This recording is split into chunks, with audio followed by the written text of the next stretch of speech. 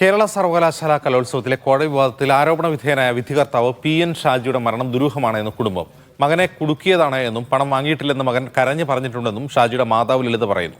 അതേസമയം ഷാജിയെ കുടുക്കിയത് അടുത്ത സുഹൃത്തുക്കളാണ് എന്ന് സഹോദരൻ അനിൽകുമാറും കുറ്റപ്പെടുത്തി.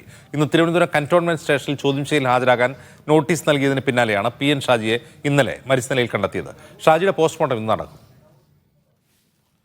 സുനിൽ ഐസക് വിവരങ്ങളുമായി ചേരുന്നു കണ്ണൂരിൽ നിന്ന്. സുനിൽ, എന്താണ് ഷാജിയുടെ കുടുംബാംഗങ്ങൾ പറയുന്നത്?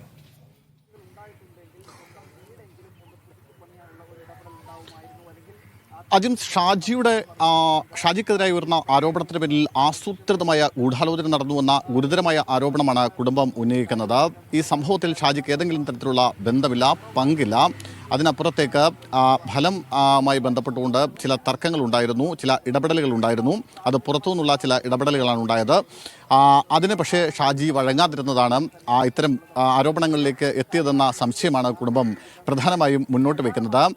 ഈ സംഭവത്തിന് ശേഷം വലിയ തോതിൽ ഷാജി മാനസികമായി തകർന്നിരുന്നു. അതിനുശേഷം വീട്ടിൽ നിന്ന് പുറത്തിറങ്ങുന്നുണ്ടായിരുന്നില്ല.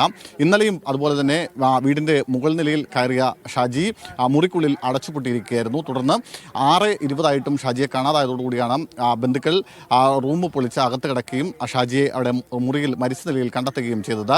ഷാജിയുടെ മൃതദേഹം ഇപ്പോൾ ഉള്ളത് കണ്ണൂർ ജില്ലാ ആശുപത്രിയിലാണ്. അല്പസമയത്തിനുള്ളിൽ തന്നെ മൃതദേഹം ജില്ലാ ആശുപത്രിയിൽ നിന്ന് പരിയാരം മെഡിക്കൽ കോളേജ് ആശുപത്രിയിലേക്ക് കൊണ്ടുപോകും. പോസ്റ്റ്മോർട്ടം അവിടെയാണ് നടത്തുന്നത്. അതിനുശേഷമായിരിക്കും സംസ്കാരമടക്കമുള്ള നടപടികളിലേക്ക് പോവുക. എന്തായാലും ഷാജിയുടെ മരണവുമായി ബന്ധപ്പെട്ട ഒരു രാഷ്ട്രീയ വിവാദം കൂടി ഇതിനൊപ്പം ഉയർന്നു വന്നിരിക്കുന്നു എന്നതാണ് കൂട്ടിച്ചേർക്കേണ്ട പ്രധാനപ്പെട്ട കാര്യം. കെ സുധാകരൻ MP അല്പസമയം മുമ്പ് ഷാജിയുടെ വീട്ടിൽ സന്ദർശനം നടത്തിയിരുന്നു. അദ്ദേഹം SFIക്കെതിരെ ഗുരുതരമായ ചില ആരോപണങ്ങൾ ഉന്നയിക്കുന്നു.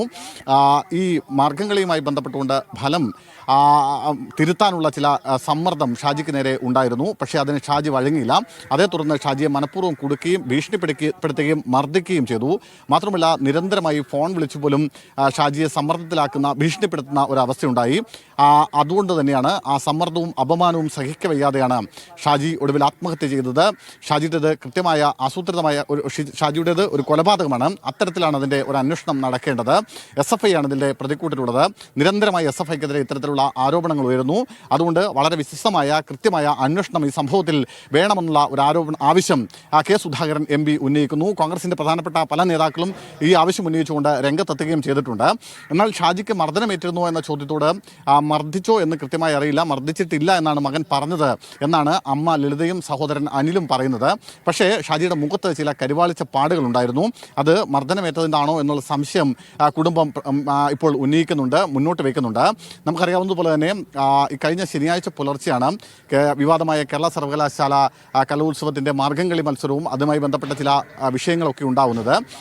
ഈ മാർഗംകളി മത്സരത്തിൽ വിധികർത്താവ് സ്വാധീനിക്കപ്പെട്ടുവെന്നും ഷാജി അടക്കമുള്ളവർ സ്വാധീനിക്കപ്പെട്ടു, കോഴ വാങ്ങി എന്നുള്ള ആരോപണം അവിടുത്തെ സർവകലാശാല യൂണിയൻ അടക്കം മുന്നോട്ട് വെച്ചിരുന്നു. അതിനുശേഷം ഷാജി ഇവിടെ തടഞ്ഞു വെക്കുകയും തുടർന്ന് കന്റോൺമെൻറ്റ് പോലീസ് എത്തി ഷാജിയെ കസ്റ്റഡിയിലെടുത്ത് കൊണ്ടുപോവുകയും ചെയ്തു. പിന്നീട് അറസ്റ്റ് രേഖപ്പെടുത്തി.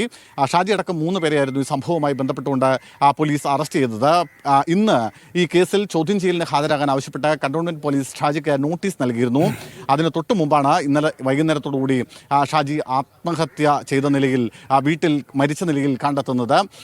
ഇതിൽ ഒരു കുടുംബം പറയുന്നൊരു വിഷയം, ചില ഇടപെടലുകൾ പുറത്തുനിന്ന് ഉണ്ടായിട്ടുണ്ട്. അതായത് ഏതെങ്കിലും തരത്തിൽ ഏതാണ്ട് 3.5 പതിറ്റാണ്ട് കാലമായി ഒരു വിധികർത്താവ് എന്ന നിലയ്ക്ക് അല്ലെങ്കിൽ ഒരു നൃത്ത അധ്യാപകൻ എന്ന നിലയ്ക്കൊക്കെ അദ്ദേഹം വലിയ സജീവമായി രംഗത്തുള്ള ഒരാളാണ്. ഇതുവരെ ഏതെങ്കിലും തരത്തിലുള്ള ആരോപണം ഷാജിക്കെതിരെ ഉയർന്നിട്ടില്ല.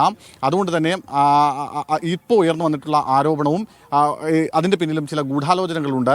അത് കൃത്യമായി അന്വേഷിക്കണമെന്നൊരാവശ്യം കുടുംബവും മുന്നോട്ട് വയ്ക്കുന്നുണ്ട്.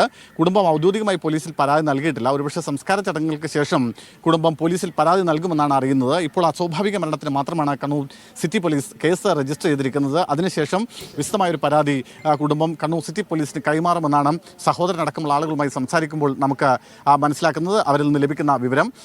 എന്തായാലും ഞാൻ മുമ്പ് സൂചിപ്പിച്ചതുപോലെ SFIക്ക് നേരെയാണ് ഈ സംഭവത്തിൽ ഒരു രാഷ്ട്രീയ ആരോപണം ഉയർന്നു വരുന്നത്. അതുകൊണ്ട് തന്നെ ഇക്കാര്യത്തിൽ അതൊരു രാഷ്ട്രീയ വിഷയമായി തന്നെ ഉയർത്താനുള്ള ഒരു ശ്രമമാണ്, അല്ലെങ്കിൽ അത്തരമൊരു നീക്കമാണ് കോൺഗ്രസ് അടക്കമുള്ള പ്രതിപക്ഷ പാർട്ടികളുടെ ഭാഗത്ത് നിന്ന് ഉണ്ടാവും.